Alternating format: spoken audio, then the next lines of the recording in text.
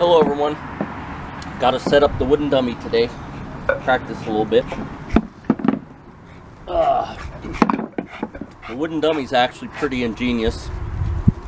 Because it kind of, with these uprights that go through the main log of the body, it gives you this kind of like a shock absorber action.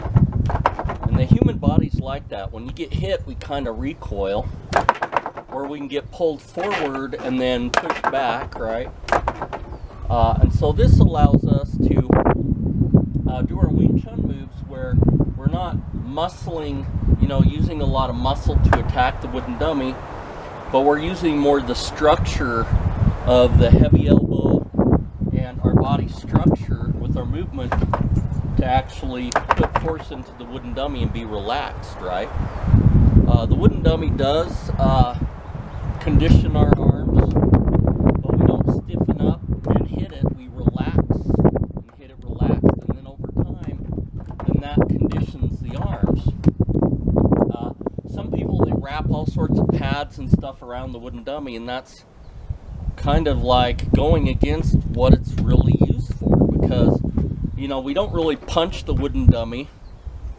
We do have some moves that are like a lower punch where we'll grab and punch, but again, it's kept relaxed. On the wooden dummy, it's mainly palms, and it's mainly from here and not like hitting it like this, right? It's hitting it with the heavy elbow and structure, and the wooden dummy teaches us angles, right? And so the dummy itself has this one main leg in the front, and then that is basically, the opponent's front leg that he has towards you. And so a lot of the wooden dummy moves are how to get around that front leg and to basically get around and enter right on one of the sides. How to flank that forward leg. And sometimes we'll even come around that forward leg and then we'll sweep it as we hit, right? Or we'll turn and we'll plant a good heel kick to the knee of that front leg. And then we have the middle arm. And so the middle arm can be a knee coming up at us, a knee or a kick, right? Or it can be a low punch. So, usually with Wing Chun is we'll move our body out of the way of that. So when that lower punch or that knee or that kick comes, quite often we'll use a forearm, because if I just try to slap the knee, it might not work and that knee will hit me. And so then that's why I need to shift partly out of the way and to hit that. And of course, with Wing Chun, we still want to go into the center. So even if we're basically making contact and kind of blocking that lower strike, we're still moving in, right? And then what's neat is these upper arms. The arms are actually made the same. The two upper arms are actually identical to each other, but one is upwards and then one is downwards, right? And then they cross each other in the middle of the wooden dummy. And what's very ingenious about that, because they're offset, then they're almost at the exact same level as they go through the wooden dummy body, right? So they're almost at the same level. And then on all these arms, you want it to have a little bit of play going in each direction, because when you're dealing with somebody and you hit their arms, they tend to move and kind of come back, right? And so then we want a little bit of that play. And of course, we don't want to just push outward to the sides or to block to the sides, because when someone's coming at us, it's really hard to have the timing to block that, right?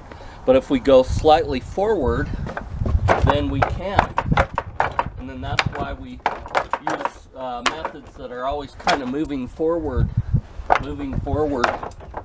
to make contact and then to move in or hit. Quite often our moves are made on on the wooden dummy that we're not just a series of movements like in karate or taekwondo, a series of movements where the opponent has to punch and just stay there, right? And we're gonna hit him here and hit him here and hit him there. But a lot of the Wing Chun is based on, okay, if I stop something in one way, right, well then where's that opponent gonna hit me next, right? And so if I've got this whole side kind of protected, then the opening's right here, right? So then that means that that next shot is going to come right here, and then that's why the next move defends that, right? And then when I'm up here, where am I probably going to get hit next? Probably where I'm open, right? And so then that's where the very next move covers that. And so a lot of Wing Chun is not based on like Shaolin, where you have techniques, you know, that you're going to do in a certain order, right? But it's based on if I make contact with whatever force is coming at me, what is my opponent most likely to do, and where is he most likely to attack me after that? And then that's where our moves respond to that.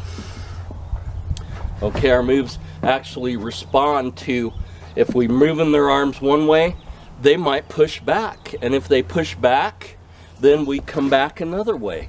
And it works so well, it's almost like magic when you're playing hands with somebody and they're moving pretty quick and they go into this empty place where you were, and then now you're somewhere else, and they're like, how'd he do that, you know?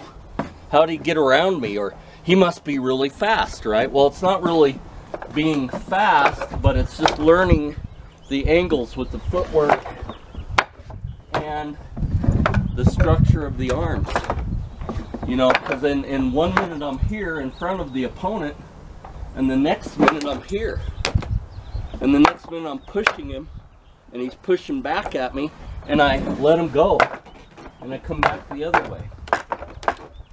So Wing Chun's just very ingenious that way. Just wanted to make a little quick vid on the wooden dummy itself. Thanks for joining me.